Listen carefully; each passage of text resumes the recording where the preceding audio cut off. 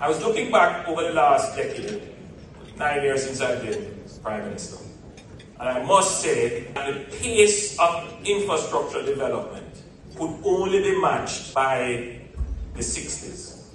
And in fact, I believe that after we have started some of the projects that we have announced, the rate of infrastructure development would have surpassed the 1960s. So if you consider that in the 1960s, that when we built out downtown Kingston, for example, and we built out many of the roads that we had, but we haven't been investing in maintenance from the 1960s onwards, because in the 1970s, 80s, 90s, and 2000s, our budget, our economy could not sustain a maintenance program. So what we face in Jamaica today is a challenge of aging infrastructure. Infrastructure that is just collapsing in front of you. Whether it is sewer mains or potholes emerging in roads, we have aging infrastructure.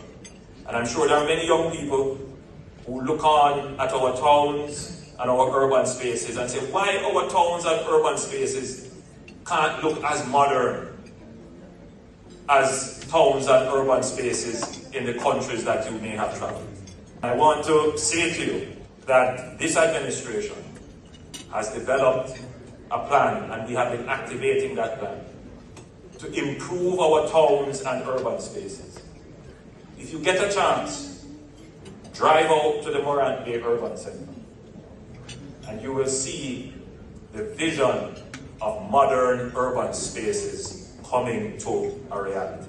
We have introduced new economic incentives for urban renewal. You will hear more about that. But a program that is near and dear to me is the building out of park and recreational spaces for our people. In St. James, in Montego Bay, we have built the Harmony Park. Yes? And in the 15th parish of Port Moresby, in a few months, we will open the Resilient Park.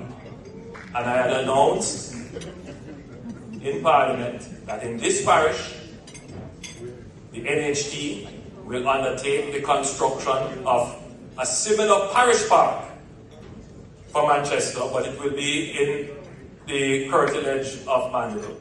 We are looking at Brooks Park.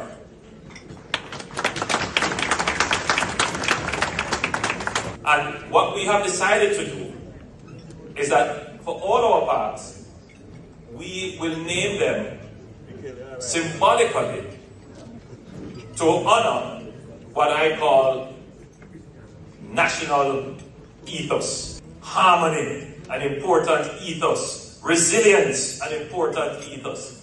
I wonder what we should call the park in Mandeville. Mandeville will have its parish park that will be equal or better than the ones that we have built before.